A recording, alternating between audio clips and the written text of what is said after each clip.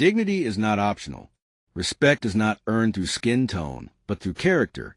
And judging someone before you know their worth is the most dangerous mistake you can make. Please help us reach 1,000 subscribers this month.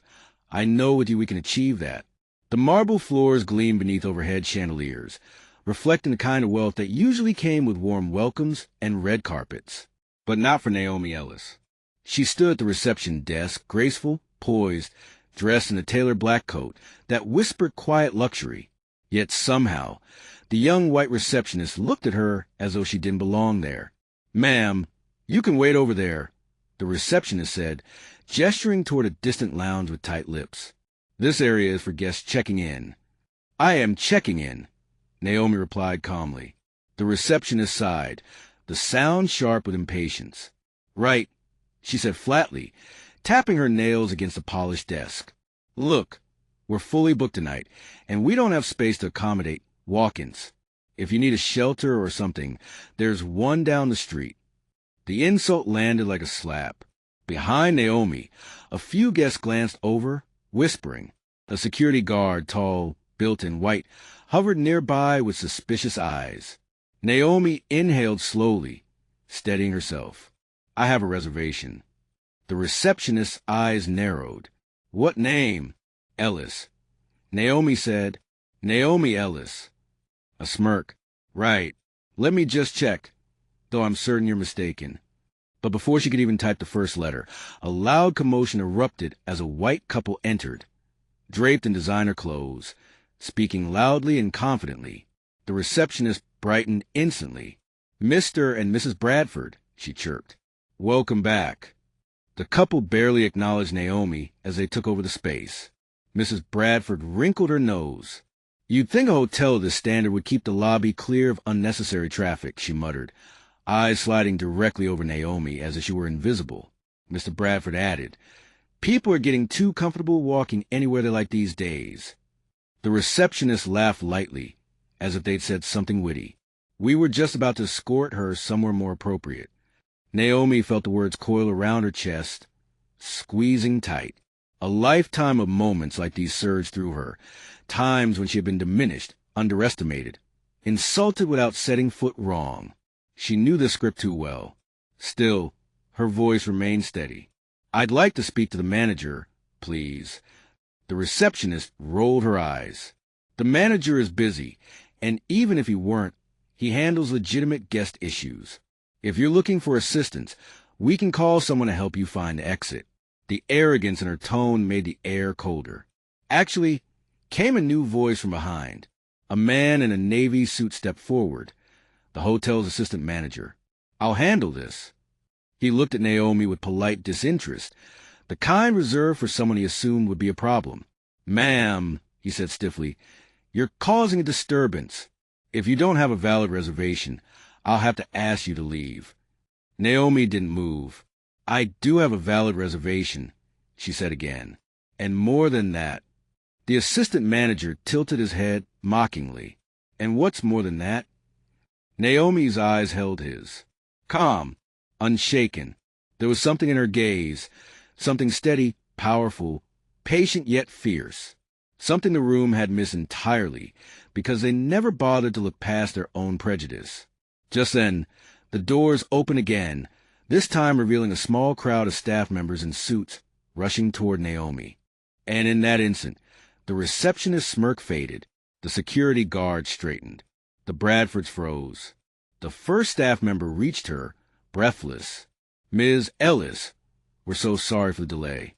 Your suite is ready. Please," he said, bowing slightly, "come with us. The board has been expecting your arrival." The assistant manager blinked. "The board?" Another staff member spoke, quickly. "Yes, she's a majority shareholder, the owner of the property. Ms. Ellis, we prepared the ballroom for tonight's presentation and dinner." Silence swept through the lobby like a gust of cold wind. Every face, every arrogant smirk, fell away. Mrs. Bradford's mouth opened and closed like a stunned fish. The receptionist's hand trembled as she tried to hide it. The security guard suddenly looked very small. Naomi didn't raise her voice. She didn't need to.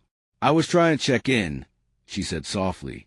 And every person who had judged her wished they could rewind the last 5 minutes. The assistant manager swallowed hard. Ms. Ellis, we were not aware. That's the problem, Naomi said. You didn't try to be. The staff members formed a respectful path for her. Naomi walked forward, confidence in every step, her presence radiating strength that had been dismissed moments earlier. But before she disappeared around the corner, she paused. The receptionist looked as though she wanted to sink into the floor. Mrs. Bradford's eyes darted away. Mr. Bradford pretended to study the ceiling. Naomi looked at them, not with anger, but with the heavy weight of truth. You don't know who you're talking to, she said quietly, and that's why you should treat everyone with dignity. The room was silent, completely still, and just as Naomi turned to leave, a shadow moved in the corner. The general manager himself, stepping forward with nervous urgency. Wait, Ms. Ellis, he said. There's something you need to know before tonight, something urgent. His tone was grave. Naomi's heartbeat quickened. The mood shifted. The board, the property, her sudden return, a threat she thought she handled. But maybe it wasn't over. She turned fully toward him. What happened? He hesitated, glancing around the lobby. It's complicated, and I think someone on the inside has been working against you. Naomi's eyes sharpened. Show me everything, she said. The general manager nodded. You may want to sit down first. And with that, he led her toward a private room, away from the eyes that once judged her, and toward truths that would shake the entire hotel. The private conference room door closed behind them with a soft, final click. Inside, the lights dimmed to a warm amber. The room was lined with polished wooden walls, thick drapes, and a long conference table that could fit 20 executives. The same table where Naomi had once signed a deal that gave her full control of the hotel chain. Now, that same table held a laptop, a thick folder, and a silence that felt heavier than the marble floors outside. The general manager, Mr. Hartley, cleared his throat, clearly uneasy. What I'm about to tell you, he began, is something I should have reported earlier, but I wasn't sure how deep it went, and I didn't know who I could trust. Naomi remained standing, her posture strong, her voice calm despite the tension. Go on. Hartley opened the folder. Inside were printed emails, bank transactions, and security reports. There had been unauthorized withdrawals from the hotel's accounts. Discreet ones, small enough to avoid the system flags, but frequent enough to drain a significant amount over time. Naomi's jaw tightened. Who's behind it? Hartley tapped the papers. Someone at the top. Someone with access. Someone you once considered loyal. Naomi didn't blink. Name. Hartley hesitated, then said the last name she expected. Markson. A cold stillness hit the room. Markson, her former business partner.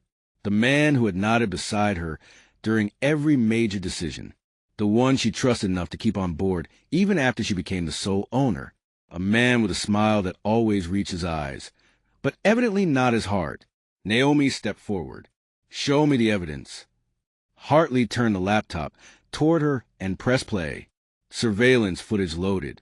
Grainy black and white images flickered across the screen. Markson, entering late at night, accessing restricted files, removing documents, meeting with someone in the shadows of the loading dock. Hartley spoke quietly. He's been planning something big. We intercepted a message last night. He intends to undermine your announcement tonight, to sabotage it publicly. Naomi's eyes narrowed. What announcement? Hartley looked at her with surprise. Didn't you get the memo? Tonight's presentation. Markson prepared an alternative script. He plans to introduce a new shareholder, someone he claims will take over operations. Naomi stared at him. That's impossible. No new shareholder exists. He plans to lie, Hartley said, to make you look incompetent, unfit, invisible to your own company. The words cut deeper than the insults in the lobby. He wants to remove you, Hartley added, publicly, strategically, brutally. Naomi exhaled slowly, controlled. Why? Hartley swallowed. Because you're not the owner he thought he could manipulate. Because you refuse to be controlled. Because... Naomi finished for him. Because I'm a black woman. The truth hung in the air, heavy, undeniable. Hartley didn't argue. He simply nodded. Naomi took a seat at last, fingers tapping lightly on the table as her mind raced. He underestimated her, just like the receptionist, just like the Bradfords, just like everyone who saw skin color and not the power behind it. But Markson's betrayal wasn't rooted in ignorance. It was rooted in envy, in entitlement, the type that rots under the surface, waiting for the right moment to strike. Naomi rose again, calm but blazing with purpose. "You want a show?" she said. "I'll give him one." Hartley looked startled. "What are you planning?" Naomi walked to the window, overlooking the city skyline. The sun was setting, painting the sky gold and crimson. It reflected on her face like armor. "I'm not going to confront him quietly," she said. "I'll expose him in front of everyone he hoped to impress." Hartley blinked. "Tonight? At the presentation?" "Yes, but he'll deny everything." "No," Naomi said. "He won't have time." She turned back to the table. "Print everything. Every transaction. Every report. Every recording. Upload the footage to the master screen in the ballroom. And prepare a live audio feed." Hartley stared at her. "You're about to make history." "No," Naomi said. "I'm about to make it clear why underestimating me is a mistake." 2 hours later, the ballroom buzzed with chatter. Crystal glasses clinked. Executives mingled. Investors laughed. The rich, entitled, and confident filled every chair, expecting another night of polished speeches and well-calculated promises. Markson stood near the stage, smiling, shaking hands, greeting people with fake warmth. He wore a sapphire blue suit and confidence like a second skin. He scanned the room for Naomi, but she was nowhere in sight. Perfect, he thought. The lights dimmed. The crowd quieted. Markson stepped onto the stage. "Ladies and gentlemen," he began, projecting charm, "thank you for joining us tonight. The future of this company is bright. So bright we will soon welcome a new guiding hand." Murmurs. Surprised whispers. Markson tapped the mic. "But before we begin..." A sharp beep interrupted him. The screen behind him flickered, then switched to the footage Naomi had seen. Markson froze. The room went silent. There he was on the screen, caught on camera, stealing documents, meeting in shadows, moving money. Gasps erupted. "What is this? Is that... Oh my God!" Markson spun around, panic creeping into his face. "Turn that off," he shouted at the tech crew. "Now!" But the screen stayed on. Then Naomi's voice came to the speakers, smooth, steady, and commanding. "Good evening, everyone." All heads turned. Naomi stepped slowly from the back of the room toward the stage. The spotlight followed her like destiny itself. The crowd parted instinctively, making way. She approached the podium, stopping just a few feet from Markson. His face was drained of color. "You tried to erase me," Naomi said calmly. "You tried to humiliate me. You tried to keep me silent." Markson opened his mouth, but no words came out. Naomi lifted a hand. The footage paused. "This," she said to the crowd, "is what happens when someone thinks power belongs only to one type of person. When they believe leadership should look like them, sound like them, obey them." Her voice echoed, strong and unwavering. "For too long, black excellence has been treated as a threat instead of brilliance, as a danger instead of leadership, as something to be controlled or hidden." She stepped forward, closer to Markson. He shrank back. "But tonight," she continued, "I'm standing here not as someone you dismissed, insulted, or underestimated." She paused. "I'm standing here as the owner of this entire chain, and as a woman who will not tolerate injustice, from the lobby staff to the boardroom." Thunderous applause erupted, powerful, unrestrained, echoing off the high walls. Markson trembled. "You don't understand, this isn't..." Naomi cut him off. "Security." 2 guards stepped forward, not the judgmental one from earlier. These were trained, composed professionals. "Remove him." Markson's voice cracked. "Wait, Naomi, please." But his pleas went unheard as they escorted him out of the room. his downfall witnessed by those who once respected him. Naomi turned to the audience. The applause settled, replaced by an attentive silence. "Let tonight be a reminder," she said, "that dignity is not optional. Respect is not earned through skin tone, but through character. And judging someone before you know their worth is the most dangerous mistake you can make." Another wave of applause surged, louder, united, undeniable. She nodded once gracefully. "Now," Naomi said with authority, "let's continue building the future together." The room rose to its feet in a standing ovation, and Naomi's heart swelled. Not from pride, but from a knowledge that she had turned prejudice into a lesson the world would remember. Justice wasn't just served. It was displayed on the biggest screen in the room. And as this story settles in your mind, if it moved you, challenged you, or opened your eyes, then don't just walk away quietly. Let your voice join the conversation.